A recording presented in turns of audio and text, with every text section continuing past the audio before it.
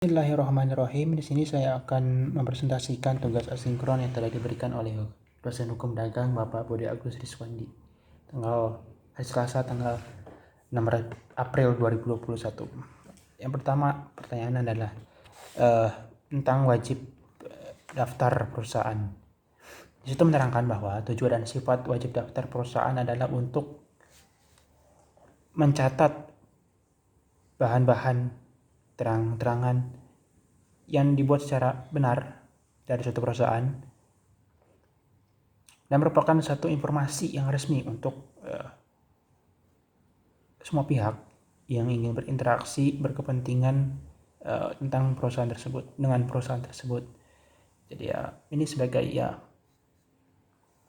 de facto lah data serta keterangan lainnya tentang perusahaan. Data-data juga dari situ, semua identitas dalam pendaftaran perusahaan ini dalam rangka untuk menjamin adanya kepastian untuk berusaha. Timbul pertanyaan lagi ada lagi dan mekanisme yang didaftar untuk pendaftarannya. Mekanisme wajib daftar perusahaan. Yang pertama itu adalah dengan cara membuat mengisi formulir tentang pendaftaran perusahaan tersebut yang ditetapkan oleh menteri pada setiap perusahaan, pada kantor tempat pendaftaran perusahaan. Penyerahan formulir pendaftaran dilakukan di kantor pendaftaran perusahaan, itu bisa di tempat kantor kedudukan perusahaan, ada di tempat kedudukan setiap kantor cabang, kantor pembantu perusahaan, dan kantor anak perusahaan. Lalu ada di tempat ketentuan setiap kantor agen dan perwakilan perusahaan yang memiliki wewenang mengadakan perjanjian. Jadi pendaftaran wajib dilakukan dalam jangka waktu 3 bulan setelah perusahaan menjalankan usahanya. Yang harus didaftarkan itu ada nama perusahaan, merek perusahaan, tanggal pendirian, perseroan, jangka waktu, kegiatan pokok-pokok lain kegiatan perusahaan, lalu ada izin-izin usaha yang dimiliki, alamat perusahaan didirikannya dan setiap perubahan-perubahannya, lalu ada alamat perusahaan pada waktu perseroan didirikan dan setiap perubahannya. Lalu ada berkenaan dengan setiap pengurus dan komisaris, itu nama-nama lengkapnya harus ada di situ. Nomor tanggal tanda bukti diri itu seperti KTP, SIM. Terus ada alamat tinggal, alamat atau negara tempat tinggal apabila tidak bertempat di Indonesia. Itu ada sudah juga tempat tanggal lahir. Terus negara tempat tinggal atau tempat lahir jika bukan tinggal dan lahir di Indonesia.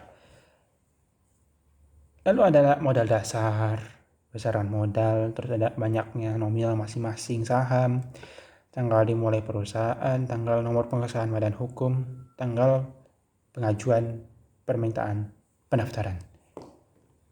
Dan 3 ada manfaat dari wajib daftar perusahaan.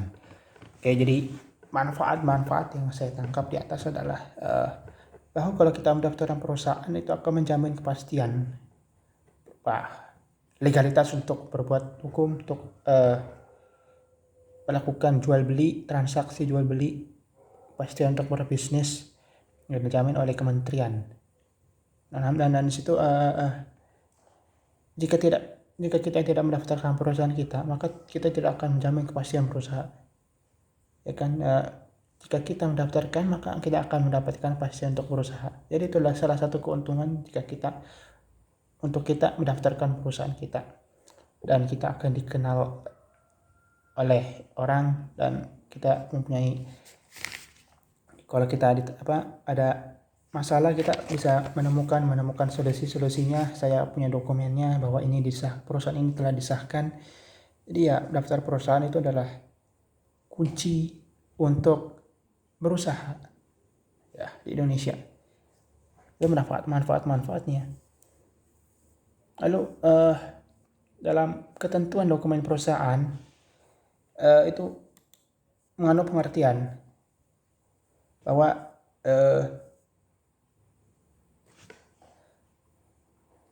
yang namanya perusahaan itu kan adalah setiap bentuk usaha yang dilakukan kegiatan secara tetap dan berlangsung secara terus menerus kayak ini,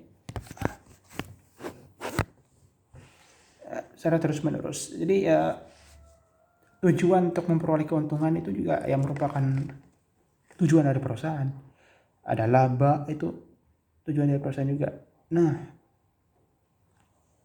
dalam perusahaan tersebut udah pasti ada dokumen, ada data, catatan, keterangan-keterangan yang dibuat dan diterima oleh perusahaan dalam rangka pelaksanaan kegiatannya.